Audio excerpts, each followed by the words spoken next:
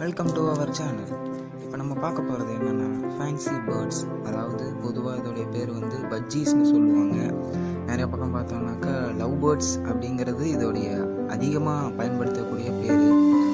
இப்போ வந்து பார்த்தோம்னாக்கா இது வந்து ஒரு நார்மல் பஜ்ஜி. இந்த க்ரீன் கலரில் இருக்கிறது பார்த்தோம்னாக்கா அந்த சைடு இருக்கிறது பார்த்தோம்னா அது ஒரு டைப் ஆஃப் பஜ்ஜி. இப்போ இதுங்களுடைய ப்ரீடிங் டிப்ஸ் அப்புறம் வளர்க்கும் முறை அதை பற்றி தான் இப்போ வந்து நம்ம பார்க்க போகிறோம். அப்புறம் இதோடைய ப்ரீடிங்ஸ்ன்னு பார்த்தீங்கன்னாக்கா ஒரு பஜ்ஜி குறைஞ்சது 4 முட்டையிலேருந்து 9 முட்டை வரைக்கும் வைக்கும். அதில் வந்து நம்ம வைக்கிற ஃபீடிங் பொறுத்து அது வந்து காப்பாற்றும். இப்போ இங்கே இருக்கிற இந்த பஜ்ஜின்னு பார்த்தோம்னாக்கா இது yellow face bajji, blue yellow face அப்படின்னு சொல்லுவாங்க. இந்த பஜ்ஜி பார்த்தோம்னாக்கா இது வந்து ஒரு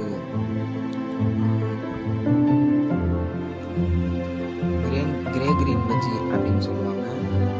அப்புறம் வந்து நம்ம இப்போ பார்க்க போகிறது என்னன்னாக்கா பஜ்ஜீஸுடைய அதாவது முட்டையிலேருந்து பொரிஞ்சு அதனுடைய ஸ்டேஜஸ், அதாவது எத்தனை ஸ்டேஜ் தாண்டி அது வருது அதை தான் இப்போ நம்ம வந்து பார்க்க போகிறோம்.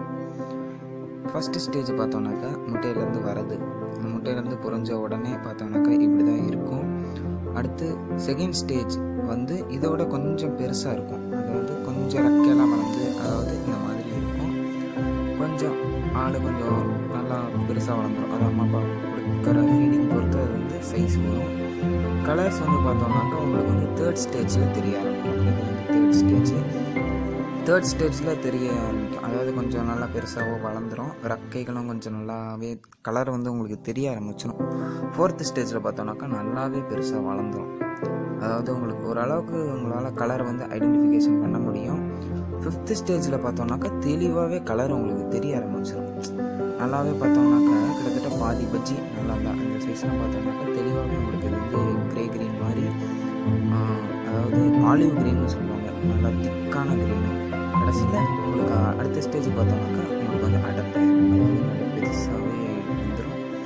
அடுத்து வந்து இது வந்து பிறந்து ஒரு 9 மாதத்தில் ப்ரீட் ஆக ஆரம்பிக்கும். 9 மாதம்னாக்கா அதோடைய வயசு சொல்கிறேன். வயசு வந்து 9 மாதத்தில் அது வந்து ப்ரீட் ஆரம்பிக்கும்.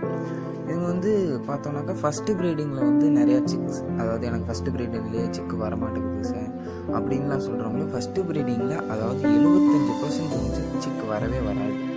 நம்மளே பார்த்தோம்னாக்கா செகண்ட் தடவை தான் இப்போ நானே பண்ணுறேன்னாக்கா செகண்டு தேர்டில் தான் நமக்கு வந்து சிக்ஸே வர ஆரம்பிக்கும். அதுக்கப்புறம் நம்ம வைக்கிற ஃபீடிங் பொறுத்து பஜ்ஜீஸ் வந்து அதிகமாகும். அடுத்து பார்த்தோம்னாக்கா இப்போ என்னென்னா ப்ரீடிங்ஸ், அதாவது கேஜ் செட்டப் பற்றி சொல்கிறேன். கேஜ் செட்டப் பார்த்துருக்கோன்னா இப்போ நம்ம போட்டிருக்கிறது பார்த்தோன்னா செப்பரேட் ப்ரீடிங். அதாவது ஒவ்வொரு பேருக்கும் ஒவ்வொரு தனித்தனியான கேஜ் இருக்கும், தனித்தனியான செட்டப்ஸ் இருக்கும். அதாவது ஒவ்வொன்றுக்குமே தனித்தனியாக சாப்பாடுற இடமும் சரி தண்ணியும் சரி தனித்தனியாக வைப்போம். இதனால் பார்த்தோம்னாக்கா நமக்கு வந்து அவ்வளோ சீக்கிரம் சண்டை வராது, ரொம்ப சண்டையெல்லாம் வராது. அதே இந்த மாதிரி பெரிய கொண்டு இது வந்து பார்த்தோம்னா மாஸ் ப்ரீடிங், ஃபின்ச் ப்ரீடு பண்ணுறதுக்காக நான் வந்து எடுத்து ஜஸ்ட் செப்பரேட் ப்ரீடிங் போடலாம். ஆனால் அதுக்கு வந்து பார்த்தோம்னாக்கா காலனி ப்ரீடிங் பண்ணோம்னாக்கா கொஞ்சம் ஈஸியாக இருக்கும் நம்ம பார்த்துக்கிறதுக்கு. ஆனால் ப்ரீடிங் அதாவது அதிக சிக்ஸ் எடுக்கணும்னு நினைக்கிறவங்க பார்த்தோன்னா கண்டிப்பாக வந்து செப்பரேட் ப்ரீடிங் பண்ணலாம்.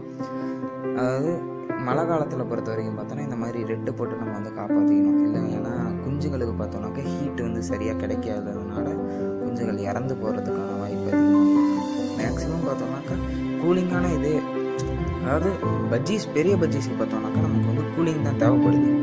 அதே பார்த்திங்கன்னா சின்ன பஜ்ஜீஸுக்கு பார்த்தோம்னாக்கா கூலிங் வந்து ஆகாது. இதெல்லாம் பார்த்தீங்கன்னாக்கா செப்பரேட் ப்ரீடிங் இருக்கிறது. செப்பரேட் ப்ரீடிங் பொறுத்த வரைக்கும் பார்த்தீங்கன்னாக்கா இதுக்கு ஃபீடிங்னு பார்த்தோம்னாக்கா தெனை தான். அதாவது 75% வந்து தெனை நம்ம கொடுப்போம்.